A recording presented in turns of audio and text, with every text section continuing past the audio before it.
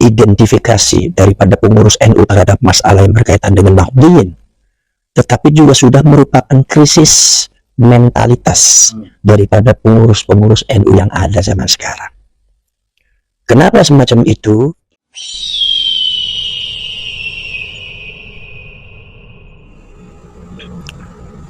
Kalau sampean bertanya apakah di tubuh pengurus PBNU dan pengurus NU secara struktural sudah terjadi krisis identifikasi masalah yang terjadi di kalangan umatnya. Dalam hal ini ada benarnya apa yang diucapkan oleh Panjenengan. Dengan analisa Panjenengan semacam itu adalah analisa sebagai Nahdliyin tentunya, dalam menganalisa beberapa karakter daripada pengurus NU struktural, baik dari mulai tingkat kecamatan, ranting, kabupaten, bahkan PBNU sendiri. Kemarin saya dengar itu di satu daerah, saya tidak mau menyebutkan namanya, ada beberapa pengurus NU yang mencoba untuk sedikit mengintervensi, sampai istilah orang yang melaporkan adalah mengintimidasi orang-orang yang akan masuk ke PWI dan Laskar Sabilillah, dan itu dilakukan oleh pengurus NU tapi tingkat cabang kabupaten. Artinya di sini bukan sekedar krisis identifikasi daripada pengurus NU terhadap masalah yang berkaitan dengan Nahdliyin, tetapi juga sudah merupakan krisis mentalitas daripada pengurus-pengurus NU yang ada zaman sekarang. Kenapa semacam itu?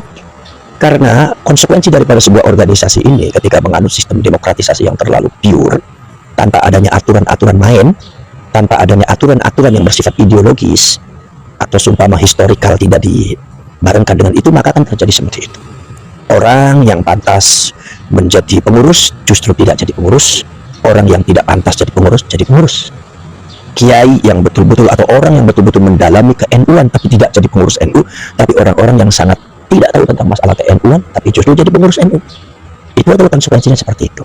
Tapi walau bagaimanapun kita harus menghadapi itu semua dengan bijak. Artinya bagaimana? Ya bagaimanapun ya, Rois Am Kiai Miftahul Akhyar itu adalah Rois Am kita. Tentunya kita sebagai Nahdliyin juga ketika beliau salah juga kita harus mengingatkan beliau. Mengingatkan beliau supaya dalam rangka apa? Dalam rangka supaya muruah dan keutuhan daripada Nahdlatul Ulama itu tidak ambruk di tengah jalan. Jangan sampai ada yang gembosi dari dalam. Jangan sampai ada apa-apa di perjalanan di Nahdlatul Ulama. Itu kita harus memberikan masukan-masukan yang konstruktif, yang positif kepada beliau.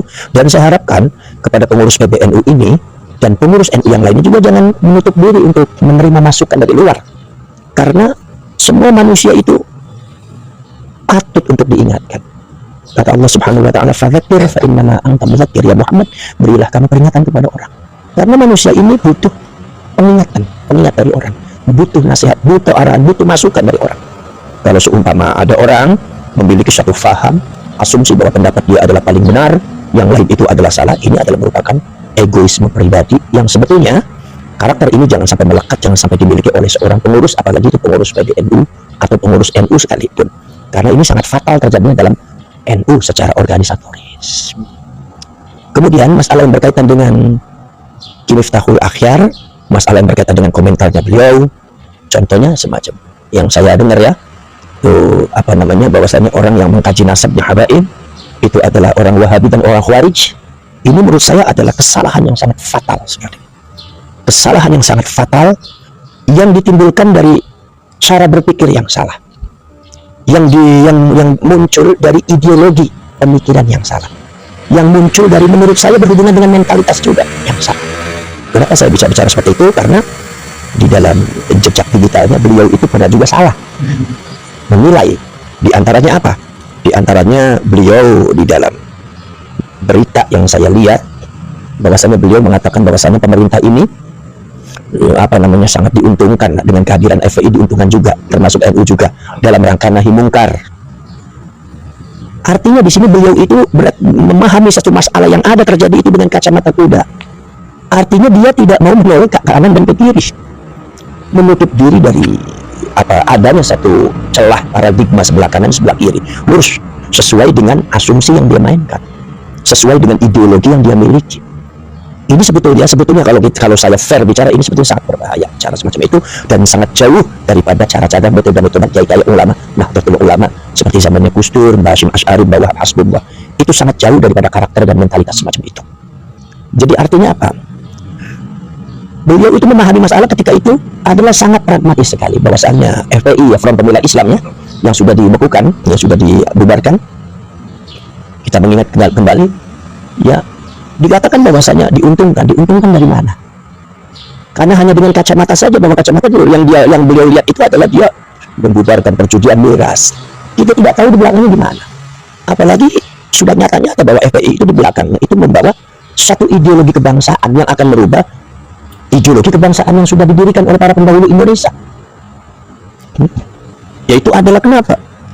Yaitu ideologi khilafah Wahabiyah. Saya tidak mengatakan khilafah Islamiyah, terlalu besar Islamnya. Si khilafah Wahabiyah, khilafahnya HTI. Dulu para habaib itu kan selalu di dalam pergolakan politik itu kan bercampurnya dengan HTI. HTI kan Wahabi kan Khawarij. Sekarang saya tanya, kenapa sampian mendukung FPI yang bergabung dengan Khawarij, sementara ada ulama dan kiai NU yang membahas nasabnya habaib dibilang Khawarij, dibilang Wahabi? Itu sebetulnya menurut saya itu satu pemikiran yang absurd dan sangat fatal sekali. Sebetulnya orang-orang yang memiliki intelektualitas yang sederhana pun tidak akan memiliki kesimpulan semacam itu. Jadi artinya apa? Artinya itu satu kesalahan yang sangat fatal, bahwa kesimpulan beliau itu kok bisa salah. Sementara beliau juga banyak mengkritik Kang Said Agil ketika itu. Bahkan dalam komentarnya sangat keras supaya Kang Said dianggap harus berhati-hati dalam masalah komentarnya, karena Kang Said Agil itu satu-satunya orang yang PBNU yang sangat kritis terhadap FPI dan HTI. Kenapa kalau Kang Said mengkritik? Dianggapnya apakah seorang Buya Said ini adalah membahayakan bagi pemikirannya Miftahul Akhyar ketika itu, tapi FPI tidak membahayakan. Artinya kan itu kan merupakan satu paradigma yang lucu sekali, satu ideologi pemikiran yang berasal daripada satu kesalahan dan kepincangan berpikir, karena dengan kacamata Buddha apa yang dia pahami itu yang dia benarkan, orang lain punya pemahaman beda itu yang disalahkan. Padahal yang namanya FPI itu ya dia sudah kentara, apalagi saya melihat dan mendengarkan, nggak tahu benar apa tidak, tapi kalau bangsa Indonesia harus hati-hati. Harus, katanya ada satu yang diusung oleh golongan habaib itu adalah negara karim Indonesia. Itu betul apa tidak saya tidak tahu lah, tapi artinya kehati-hatian itu harus dijaga oleh seluruh bangsa Indonesia, bahwa habaib dan gerakan Ba'ali ini bergabung dengan HTI ini ada maksud. Apalagi sudah mulai menggembosi kewibawaan daripada presiden ketika itu. Saya tidak bicara personality Pak Jokowi, presiden Indonesia. Presidennya dianggapnya dajjal, istananya iblis, kemudian setan, itu kan berarti menggembosi kewibawaan. Dan selanjutnya kalau seumpama Miftahul Akhyar itu cermat berpikir, bagaimana ulama-ulama itu digembosi? Dan yang digembosi adalah ulama NU. Berapa habaib yang menyebut Kang Said Agil bukan Kiai Said tapi si Said. Gus Yakut dengan si Yakut. Gus Mustafa Bisri itu disebutnya si Mustafa. Kiai Ma'ruf Amin itu si Ma'ruf. Ini menurut saya sedikit-sedikit dalam rangka apa? Menggembosi seluruh NU, menggembosi kewibawaan Nahdlatul Ulama sebagai organisasi yang terbesar yang dibawa oleh para ulama yang menjunjung nama besarnya waris Allah. Ini sudah digembosi oleh Bang Adi. Kemudian nomor selanjutnya wazifah daripada masyarakat, bukan sekedar masyarakat yang diambil, bukan sekedar jamaah yang direbut, tetapi juga wazifahnya, amaliyahnya sudah diganti. Marhaban sudah diganti dengan simtud durar. Walaupun saya tidak pernah mempermasalahkan mau simtud durar mau marhaban, yang penting sholawat. Tidak ada salah dengan sholawat. Tidak ada salah dengan sholawat, tidak ada salah dengan sholawat simtud durar dan marhaban, karena sama-sama memuji Rasulullah. Tapi niatnya yang salah ketika simtud durar itu ditempatkan untuk menggantikan marhaban tidak. Makanya di saung saya dicampurkan antara simtud durar dengan marhaban. Maksudnya apa? Saya menunjukkan kepada masyarakat bahwa orang buat sholawatan itu nggak salah. Kemudian amaliyah yang lainnya, amaliyah istighotsah, amaliyah yang lainnya diganti dengan rotib ini, rotib ini, rotib ini. Yang rotib ini kadang-kadang tidak jelas. Kalau rotibnya sumpah rotibul haddad, apakah itu dengan wirid rifa'iyah? Nggak usah jadi masalah, mau wirid rifa'iyah, mau rotibul haddad. Yang jelas wiridnya itu kan wirid nggak salah. Imam Ahmad Ar-Rifai adalah qutbul aqtab, seorang ulama besar wali Allah. Habib Abdullah bin Ali Ahad juga seorang berilmu. Nggak ada salahnya orang yang punya ilmu. Kita tidak pernah mempermasalahkan ilmu, tapi kita hanya membahas nasab, bukan ilmu. Jadi Anda jangan suka menakut-nakuti orang dengan cara kalau seumpama kita membatalkan nasabnya Ba'ali berarti sanad keilmuannya terputus. Anda ini jangan menakut-nakuti seperti itu. Anda kira yang namanya ulama-ulama NU itu anak kecil? Kalau seumpama Anda hanya dalilnya cuma dalil Sulamut Taufik atau kitab-kitabnya Habib Abdullah bin Ali Al-Haddad, saya tanya apa salahnya dengan ilmu? Ketika nasabnya batal, ilmu itu tetap karena itu milik Allah. Habib Abdullah bin Ali Al-Haddad punya guru, tidak semuanya habaib, banyak punya yang lain, transfer ilmu dari yang lain. Yang punya Sulamut Taufik Habib Abdullah bin Husain Al-Ali, itu belajarnya di mana? Di Mekah. Apakah semua gurunya Ba'ali? Tidak, banyak juga yang bukan Ba'ali. Kenapa? Sah-sah saja yang namanya transfer keilmuan, peradaban keilmuan sesama umat Islam, nggak jadi masalah. Ini bukan masalah ilmu, bukan masalah peradaban. Masalah apa? Ini masalah nasab daripada satu klan kaum yang mengaku dirinya cucunya Rasulullah padahal nasabnya tidak jelas. Kebetulan itu nempelnya ada di Ba'ali. Dan sebetulnya yang dibatalkan oleh para ulama bukan Ba'ali saja, banyak. Dan yang membatalkan nasabnya Ba'ali pun bukan kita saja. Bukan, apalagi bukan Kiai Imaduddin, bukan, tapi juga ulama-ulama zaman dulu juga banyak. Dan Kiai Imaduddin juga membahas, menganalisa itu juga berdasarkan data-data yang sudah ada zaman dulu. Artinya itu sudah sebetulnya harus diketahui oleh orang. Nah, jadi jangan suka menakut-nakuti seperti itu. Adanya satu pembatalan dalam satu paradigma itu bukan berarti keilmuan itu batal. Contoh seperti ini. Zaman dahulu itu ada dua, pasca Rasulullah wafat itu ada dua blok. Blok pertama adalah orang-orang yang memahami Al-Quran dengan hadis secara tekstual. Ini diantaranya adalah sahabat Abdullah bin Abbas, sahabat Abdullah bin Umar. Ini akan menurunkan satu kelompok-kelompok yang disebut dengan ahlul hadis. Diantaranya adalah yang paling pentolannya adalah Imam Malik bin Anas yang punya kitab Muwatta. Ini tekstual. Ada lagi cara memahami Al-Quran dengan hadis dengan cara kontekstual. Di antaranya siapa? Di antaranya sahabat Abdullah bin Mas'ud, sahabat Umar bin Khattab, Sayyidina Ali bin Abi Thalib radhiyallahu ta'ala anhum. Ini akan menurunkan satu tabi'in, di antaranya adalah Imam Ibrahim An-Nakhai yang akhirnya melahirkan satu mazhab yang disebut mazhabnya Al-Imam An-Nu'man bin Thabit Al-Hanafi. Ini dengan disebutnya Ahlul Ra'yi. Ini sudah ada pertentangan sejak zaman dahulu, tapi ilmu mereka tidak batal. Ketika Daulah Abbasiyah memakai manhaj ideologi hukum secara resmi, itu pakainya adalah Ahlul Ra'yi di Baghdad. Dari Hijaz juga protes, dari Imam Malik juga protes, mazhab Maliki juga protes. Tetapi itu semua tidak membatalkan keilmuan, biasa protes macam itu. Jadi tidak jadi masalah. Kemudian para ulama selanjutnya kayak Imam Ibnu Ma'in, kemudian kayak para ulama macam Imam Ibnu Sirin, termasuk juga Imam Bukhari dan Imam Syafi'i sendiri banyak menganulir beberapa riwayat yang diriwayatkan oleh Imam Ibrahim An-Nakhai. Ini ulama-ulama setelahnya itu menganulir riwayatnya, karena riwayatnya Imam Ibrahim An-Nakhai ini belum sepenuhnya dianggap sahih semua. Karena apa? Karena pada waktu zamannya Imam Ibrahim An-Nakhai baru mengumpulkan hadis secara random, dikumpulkan, pokoknya masuk aja hadis. Verifikasi tentang adanya hadis itu mana yang sahih, mana hasan, mana dhaif, itu jatuh kepada generasi selanjutnya. Sekarang ketika seumpama Imam Bukhari atau seumpama Imam Ibnu Ma'in menyatakan bahwasanya hadis yang diriwayatkan oleh Imam Ibrahim An-Nakhai, seorang tabi'in, itu dianggap hadis itu ternyata tidak sahih. Apakah itu berarti Imam Bukhari itu mencela Imam Ibrahim An-Nakhai? Tidak, ini konteksnya keilmuan. Apakah berarti ilmunya Imam Ibrahim An-Nakhai berarti batal? Imam Bukhari batal nasab ke ilmunya Imam Ibrahim An-Nakhai? Tidak. Tetap nyambung hadis-hadisnya Imam Bukhari Ibrahim An-Nakhai, ada yang sahih, ada yang tidak. Ketika mengkritik hadis atau hadis-hadisnya Imam Ibrahim An-Nakhai, bukan berarti melecehkan Imam Ibrahim An-Nakhai, karena yang namanya ilmu itu adalah hak Allah, bukan hak manusia.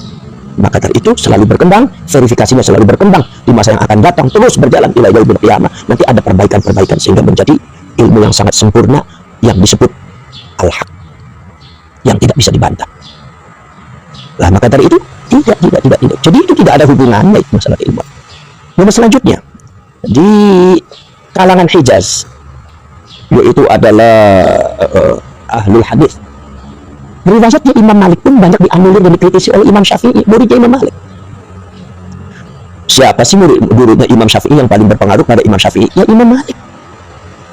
Siapa yang mengatakan bahwasanya Imam Syafi'i itu bakal menjadi orang besar? Ya Imam Malik. Bahkan Imam Malik mengatakan ini anak akan lebih pintar dari saya 3 kali lipat. Ya Imam Malik. Yang mendidik Imam Syafi'i ya Imam Malik. Orang yang paling berjasa kepada Imam Syafi'i ya Imam Malik. Tetapi yang mengkritisi Imam Malik ya Imam Syafi'i, gurunya.